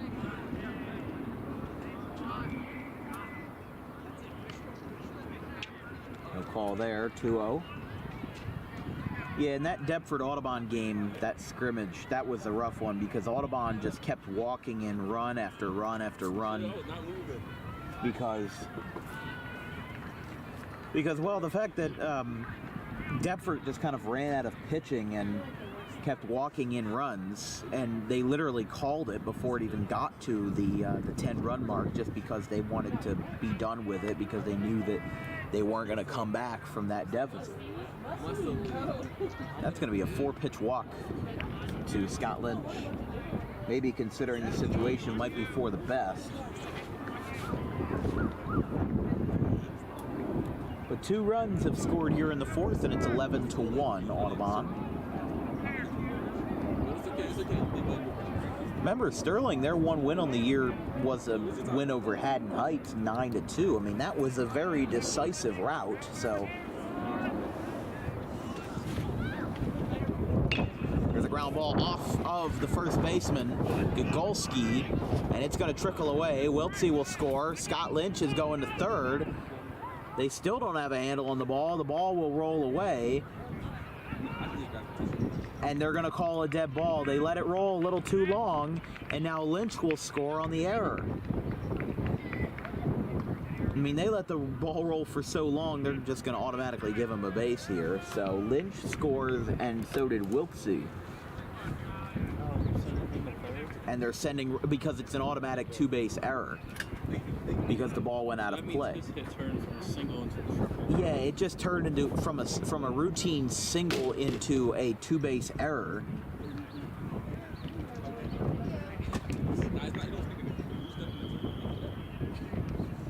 So it's now 13-1. Here's Charlie Grady. Sterling trails by 12.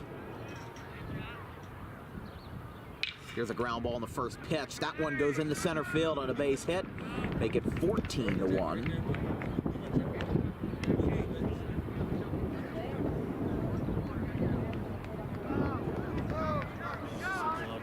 It is. I mean, you feel bad.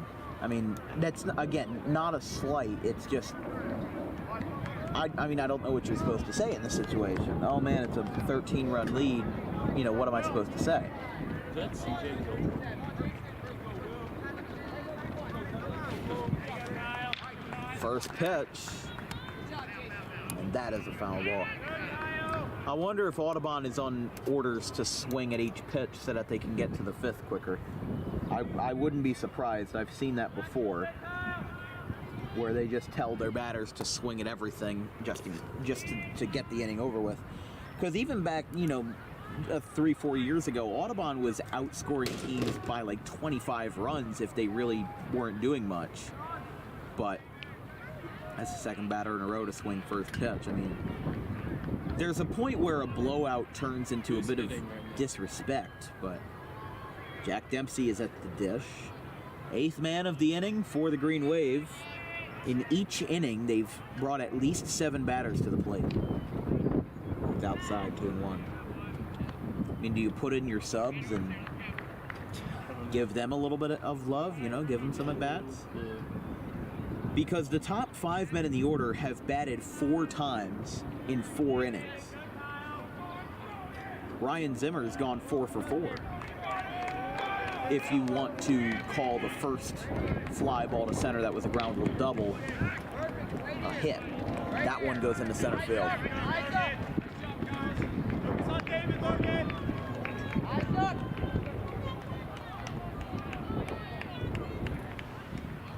So 2 on, 1 away.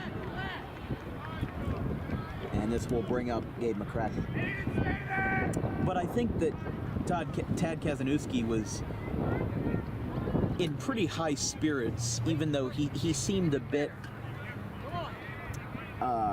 brutally honest about the game that was going to happen. I talked to him, about 30 minutes before first pitch, and he said, look, we had the 9-2 win versus Heights, but other than that, kind of paused for a second, and he said, well, we're a young team.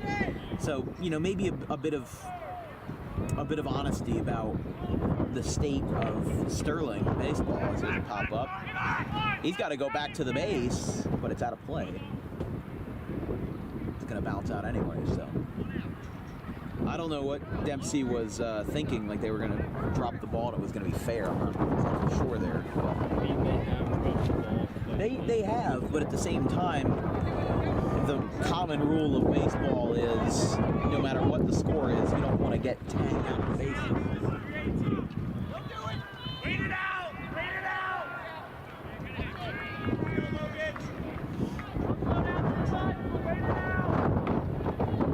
Another foul. No balls, 2 strikes. Gabe McCracken.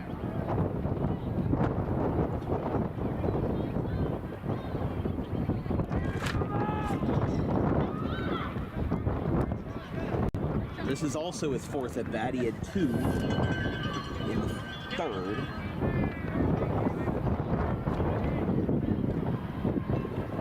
That one is outside. 1-2.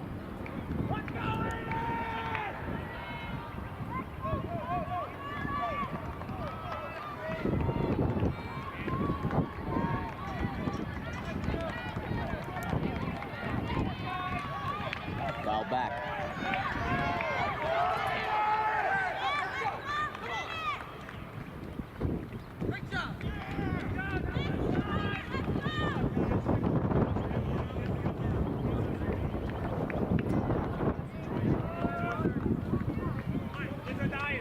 One, two.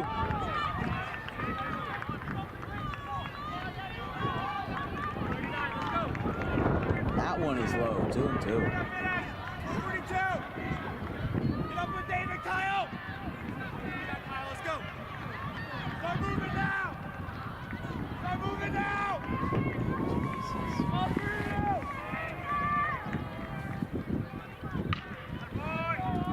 Here's a ground ball in the left field, a base hit. And everyone will move up 90 feet.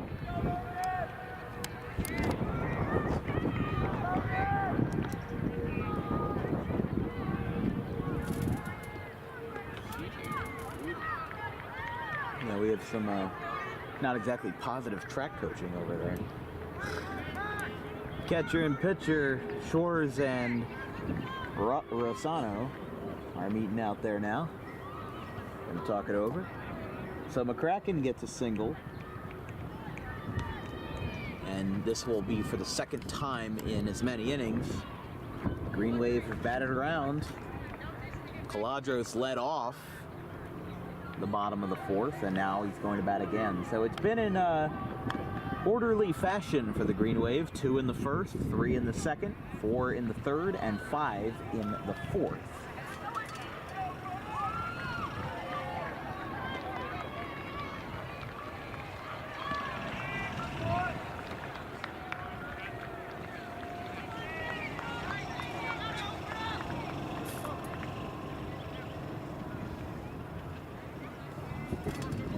On 1.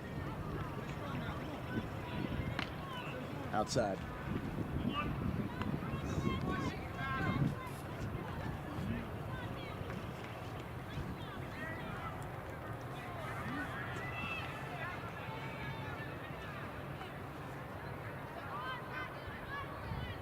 That's a plunker.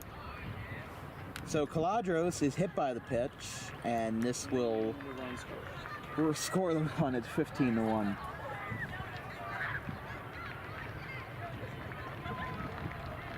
I mean, I don't know what else you want me to say. It's not a pretty one. So Charlie Grady scores, and the bases are loaded. They're going to have a pinch runner here for Joey Slavin, the 11th batter of the inning for Audubon.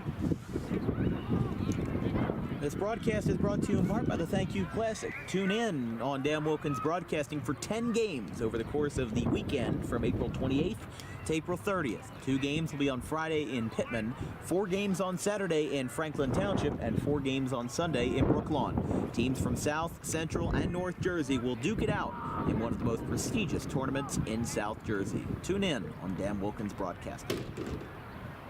0-1.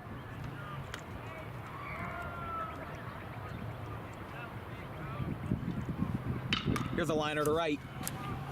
That's a base hit. Jeez. Clark picks it up, drops it, and 2 runs will score. And you can now make it 16-1. 17. Oh, yeah. All 3 runs. No. You said 2 scored. Are we already at? Wow, I forgot it was 15-1. Okay. So it's now 17-1.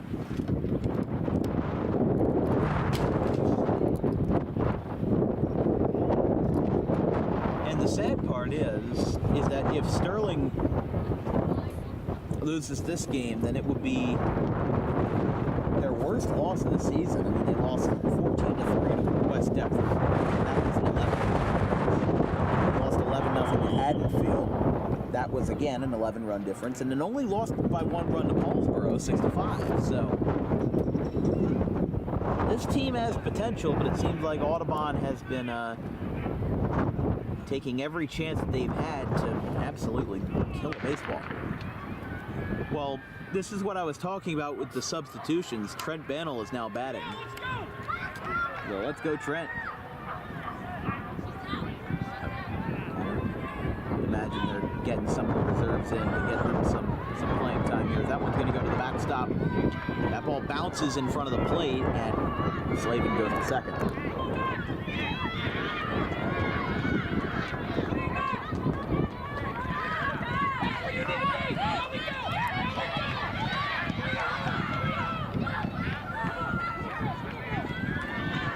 Runner on second, 1 out. And this is the, oh boy, 10, 11, 12th batter of the inning. 1-1. 2-0 rather, 2-0. Trent Bannell.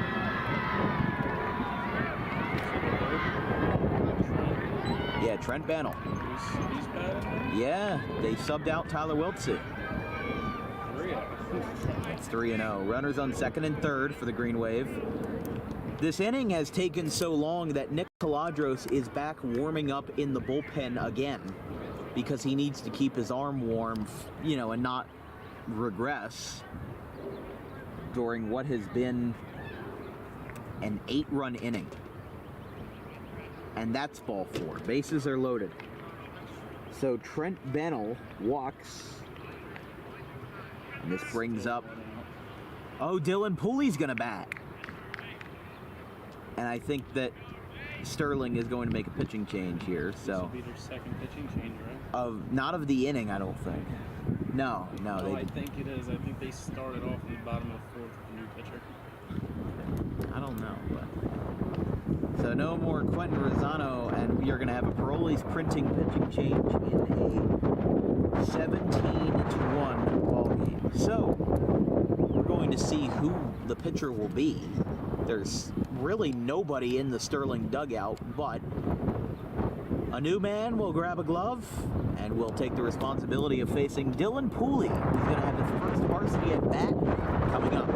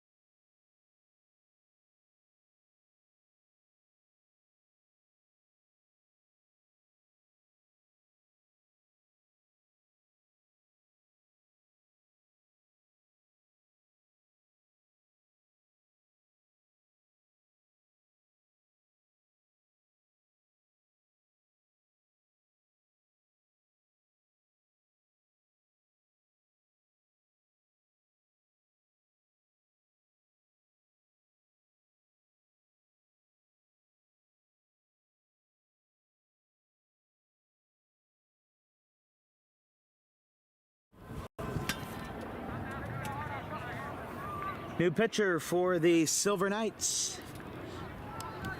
And it is number 20 who on our roster is, give me 1 second, folks. Okay, so Jake Clark is the new pitcher. Oh, I see. Quentin Rosano moved out to right field. And Clark moved from right field to the mound. Dylan Pooley is the batter. This is great. First pitch, eephus ball inside. Bases are loaded. The Green Wave have scored 8 in the 4th in a 17-1 ball game.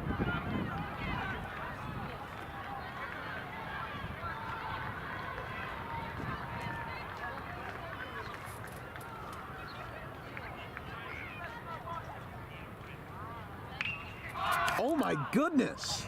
That's a long foul ball, but the dugout almost went ecstatic.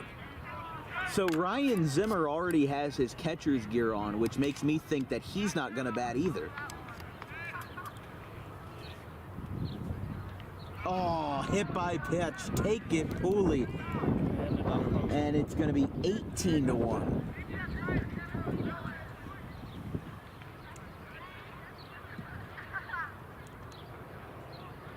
Wow, 9-run inning for the Green Wave.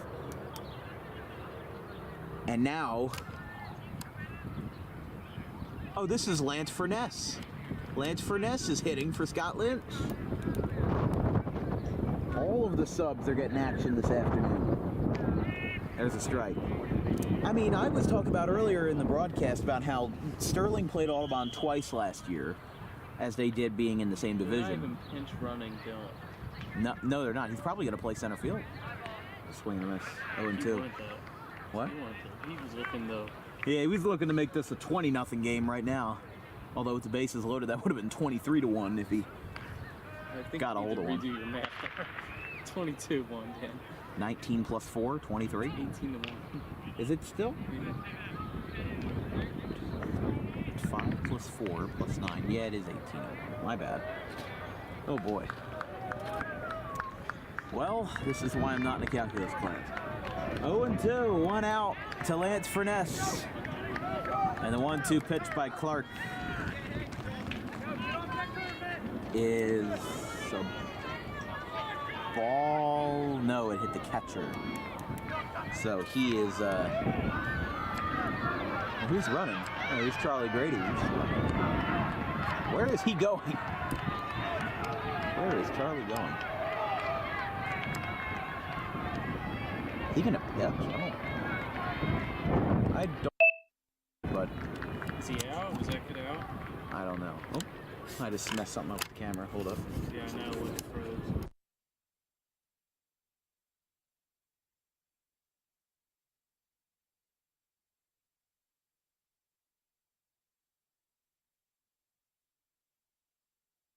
There we go. Yeah, we got it. Sorry about that, folks. He's still up? Yeah, he's still up. Here we go. 1-2 is a grounder foul. Who's on deck? Jason Stockland is on deck.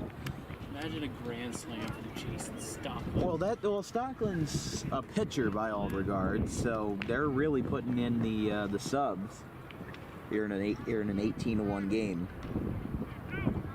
I mean, the way Clark is throwing, I would say this is equivalent to a position player pitching.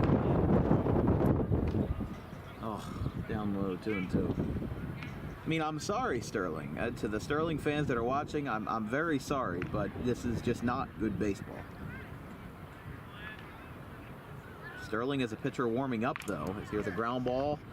Out to short, throw to second is in time, and the run will score. Furness reaches at first, and it's 19-1. Audubon didn't have a blowout this bad last year. Let's see. They won like 10-0, 11-1. I think the worst one they had was 13-1. 33 viewers. Wow. 33 people that are sitting through this baseball game. And I'm one of them. Pitcher and catcher are going to talk here as Mr. Stockland's getting ready to warm up to hit a home run. we'll see what Stockland can do. Is anybody warming up in the on-deck circle? Who's up there? Oh, so Charlie Grady is, so they're still going to have Charlie bat. He said, Charlie, you're special. You can still get You're still going to hit. Charlie was an exception. Folks, due to the abnormal nature of this game, we will not have a interview today. Mostly because I feel like it would be a bit audacious to have an interview in a 19-1 game. I don't think that would be right. I mean, everybody's been a standout player today, so unless we were going to interview maybe Gabe McCracken or somebody I haven't interviewed before, like we kind of did that once with Paulsboro Soccer when Audubon beat them 8-0. We interviewed one of the freshmen, kind of as like a initiation, but it's 0-1. 2 outs, runners on first and third. It's upstairs, 1-1. Fans, don't forget, tomorrow DWB will be in Blackwood for coverage of Timber Creek and Highland here on DWB, and then Thursday will be Collingswood and Audubon. Here's a fly ball to left. That's a base hit. So 2 runs, 1 run will score rather, and it is an even 19-1. Now it's 20. Now it's, I'm still getting my math wrong. He scored 11 runs in this inning. Yeah, not pretty. 20-1. I don't even know if the number 20 is fitting on the scoreboard. It somehow is. Because that thing is tight on there.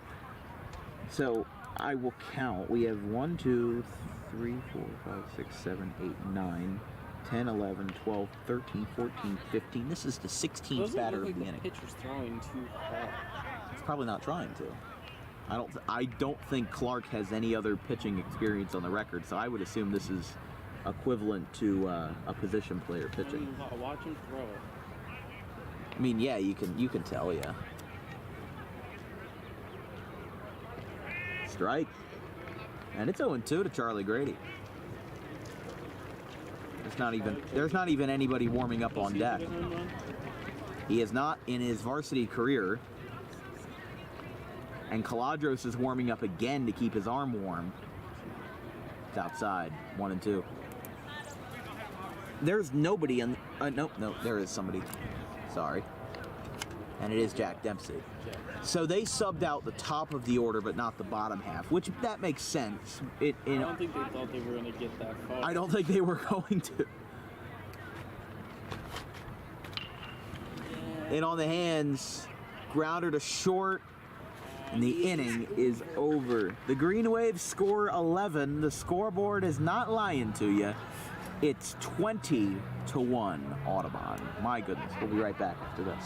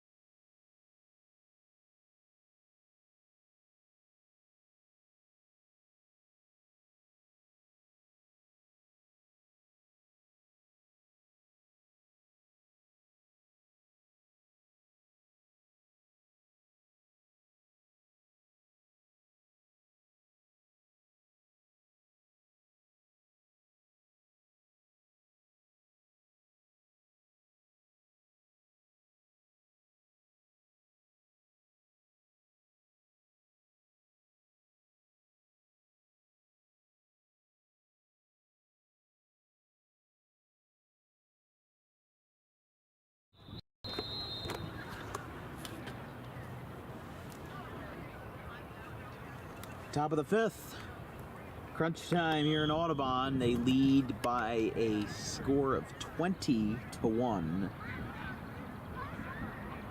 I think the last time I commentated a game like this, it was last year in July at the Section 4 game between the Cherry Hill American and the Manny from Hawks. It was 23-2. It was a travel ball team. In the 0-1. Swing and miss. 0-2 to Schwartz.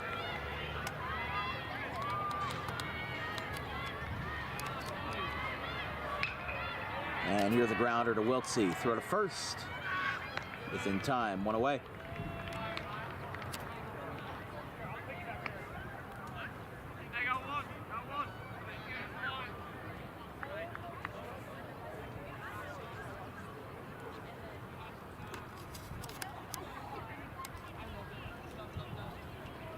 I believe this will be a new player. One's upstairs. Yeah, that's number 11. So that is somebody else. That is Vaughn McVeigh. And there's a strike. How's it going? Well, right now it's 20-1 Audubon. It's yeah, more like a football score. Here's a ground ball foul. 1-2. So McVeigh behind in the count as Caladros looks to complete a 5-inning complete game.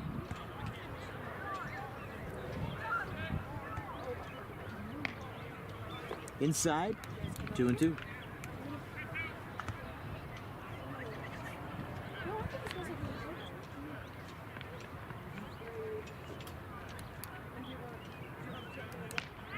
Strike 3. And McVeigh goes down looking, and Audubon is 1 out away from possibly their biggest blowout win of the year.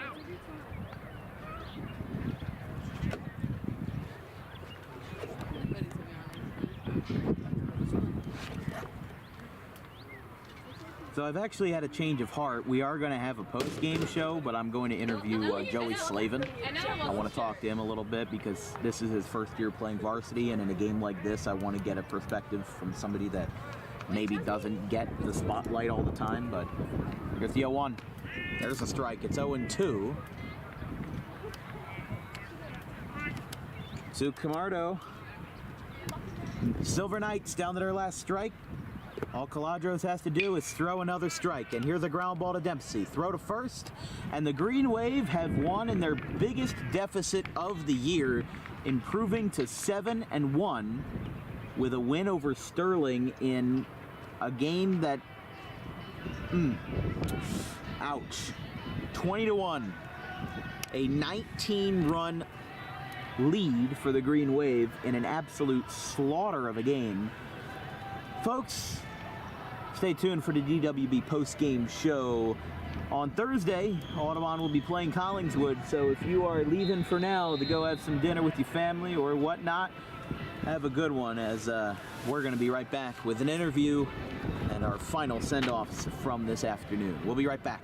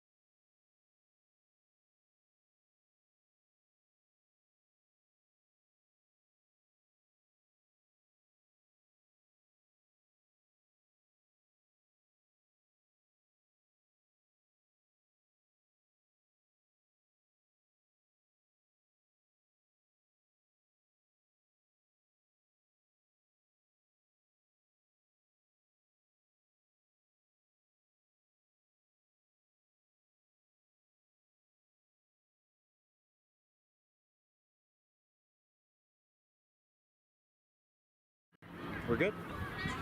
All right, stand a little bit closer to here so we can block the sun a little bit. Folks, we have ourselves a final today. Audubon 20, Sterling 1. Everyone was really the player of the game today, but Joey Slavin will be the one that we're interviewing today. Considering that you were in JV all of last year and this is your first year in varsity, how does it feel to be a part of the varsity club in your junior year? It feels good. Any opportunity to help the team get wins and keep us rolling, it's a good feeling, especially when I'm succeeding, the whole team's doing good. Anything to help the team win.